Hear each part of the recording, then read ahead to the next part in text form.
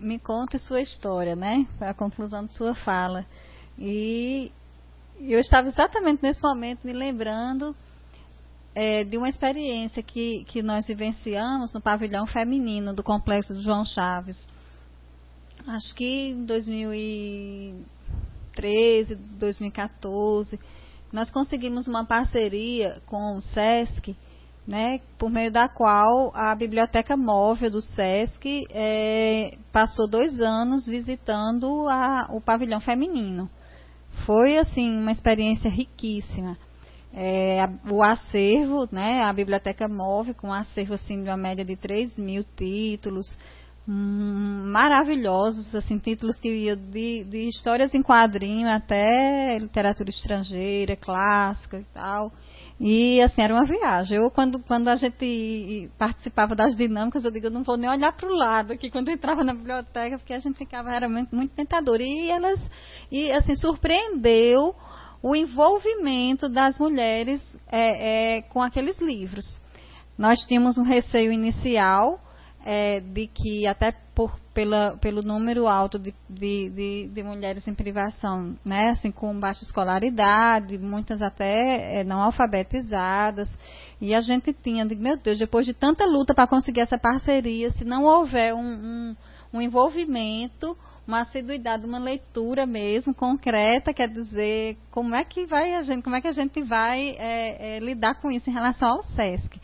Mas foi assim espetacular. Então a gente fazia a biblioteca móvel, ela aportava na unidade. Então de 5 em 5 as mulheres se dirigiam à biblioteca, escolhiam os livros e 15 dias depois elas ou devolviam um livro, né, depois de lido, né, ou renovavam ou pegavam outro e assim.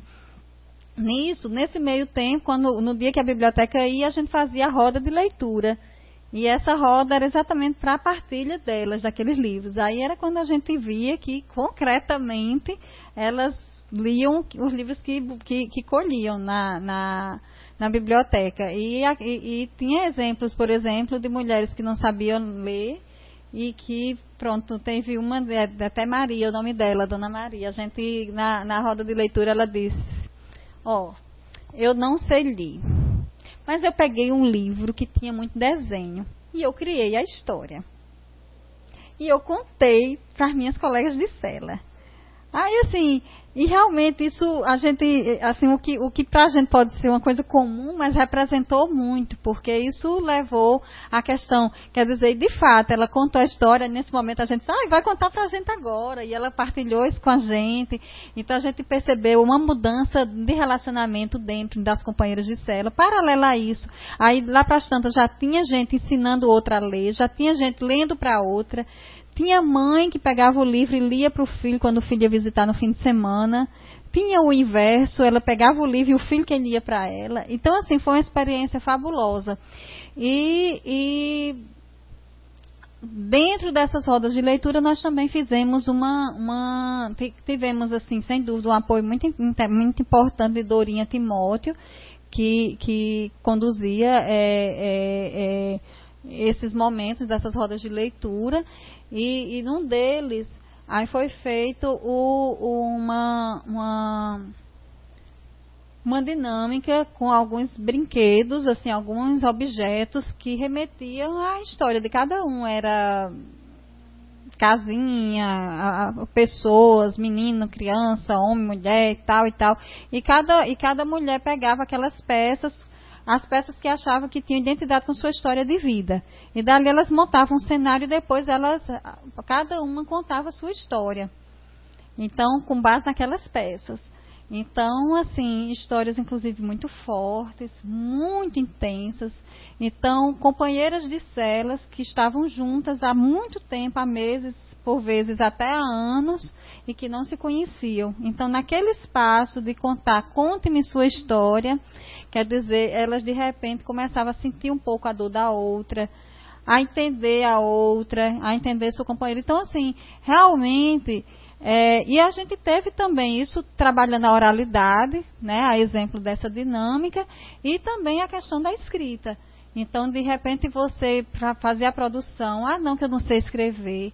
Aí teve uma senhora, né, assim, eu não vou me recordar aqui das palavras dela, mas que quando ela foi dizer que, como se ela dizendo que não tinha capacidade para escrever, porque foi outro ponto que a gente teve que desconstruir, esse distanciamento, essa visão de que como se a leitura, como se a escrita fossem coisas de outro mundo, porque o contato foi muito curto, né, com a escola, com o livro. Então, você quebrar isso e você fazer com que criar um pouco dessa intimidade, dessa amizade com o livro. Então, de repente, com a escrita, aí uma senhora foi dizer que não tinha capacidade de escrever nenhuma poesia. Isso a gente trabalha na escrita por parte delas. Mas a forma como ela disse isso já foi a própria poesia. E a gente trabalhou isso com ela. E, de fato, assim, foi muito interessante, porque ela com frases curtas e ela pensativa e jogando isso para o grupo. E a gente colocou no papel o que ela disse. E já era uma poesia. Então, assim, então foi trabalhada essa questão da escrita e foi, assim, realmente de uma forma comprovada o poder, né, que essa, né, assim, o quão poderosa é essa ferramenta da escrita, da leitura, a questão desse poder de reflexão, de transformação, né, do poder emancipatório, dentro da contradição do cárcere. Então, isso a gente percebia. As mulheres que iam buscar os livros, de 5 em 5, que iam até a biblioteca móvel, elas iam de cabeça baixa e mão para trás. Então, a gente até registrou isso, né? A contradição do cárcere. A gente fala no poder emancipatório da leitura, mas as mulheres vão de cabeça baixa e mão para trás. É um espaço difícil, mas que com essas limitações que a gente encontra, porque a gente não tem como operar uma mudança plena dentro da estrutura, né, do sistema, que é um sistema realmente de mortificação do sujeito, e a gente tem que exatamente, nosso papel é esse, e quando eu digo nosso, não é nem nosso enquanto Novos Rumos, enquanto universidade, é nosso mesmo enquanto coletivo, enquanto sociedade, enquanto comunidade. Mais do que, assim, está mais do que na hora de todos acordarmos para esse papel fundamental que temos de contribuir com o espaço intramuros. São pessoas que estão lá dentro, não são pessoas de outro mundo. Embora a gente às vezes diga que é como se fosse um outro mundo. Mas essa noção de ser outro mundo e de que são pessoas de outro mundo, isso é fortalecido exatamente com esse distanciamento que a sociedade se habituou a nutrir. Como se realmente fizesse parte de uma outra realidade e a indiferença, o descaso e o distanciamento. Então, realmente, isso se sedimentou e assim, mais do que na hora de que a gente esteja junto. Então, é interessante. Há um projeto nosso, dentro do que o Dr. Fábio mencionou, né, de estimular essa questão da escrita, de levar o escritor também para esse espaço. Nós já fizemos isso algumas vezes, né, e também foram momentos muito fortes, porque trabalhar, por exemplo, nós trabalhamos num dado momento, isso aí eu acho que foi mais atrás ainda, acho que foi por volta de 2005, trabalhamos a literatura potiguar, mas isso no âmbito da poesia feminina. Isso foi muito interessante. E na época a gente trabalhou muito essa questão, encerrou o projeto com a participação até de Diva Cunha com elas. Então isso também foi muito interessante, porque elas leram a poesia de Diva e de repente estava Diva lá. Então de repente a gente pode trabalhar a poesia de Marcos, e Marcos ia até lá fazer uma roda de leitura. E aí o que a gente falou inicialmente, de quebrar esse distanciamento, essa participação de Marcos, por exemplo, ela vai ter um papel assim espetacular.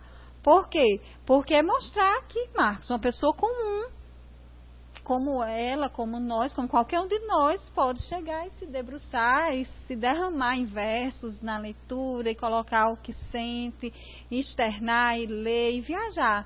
Então, assim, é isso que eu acho que nós todos, enquanto, né, coletividade, esses espaços, eles se propõem muito a isso, né? A gente vê o entusiasmo, a Batalha do Carmo, para promover, assim, a nossa, né? Mas, assim, a gente tem que registrar do Carmo, assim, inclusive para nós estarmos aqui agora, né, conversando um pouco sobre isso, a gente deve muito isso, dessa sua luta, para não deixar que isso aqui acabe, e isso é importante. Então, assim, a gente, quer dizer, a gente está aqui agora, eu já estou pensando no próximo ano. Para a gente já trabalhar isso e dar uma sacudida maior, porque é importante realmente dar uma sacudida, trazer mais pessoas, fazer com que as pessoas acordem, e é necessário se acordar, sem dúvida, né? Então, assim, eu né, acho que até falei demais, realmente me empolguei, mas né, eu abro se alguém quiser fazer alguma pergunta, né, para o Dr. Fábio, e a gente conversar mais um pouquinho nessa